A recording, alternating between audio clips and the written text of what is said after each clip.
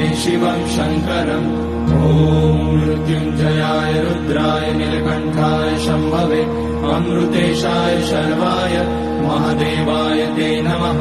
नमस्तेऽस्तु भगवन् विश्वेश्वराय महादेवाय त्र्यम्बकाय त्रिपुरान्तकाय त्रिकाग्निकालाय कालाग्निरुद्राय नीलकण्ठाय मृत्युञ्जयाय सर्वेश्वराय सदाशिवाय श्रीमान् महादेवाय नमः।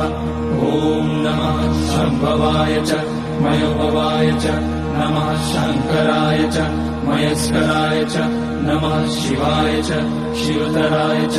ॐ त्र्यम्बकं यजामहे सुगन्धिं पुष्टिवर्धनम् उर्वारुकमिव बन्धनान् मृत्योर्मुक्ष्यमामृतात्। नागेन्द्रहाराय त्रिलोचनाय भस्माकराय महेश्वराय नित्याय शुद्धाय दिगम्बराय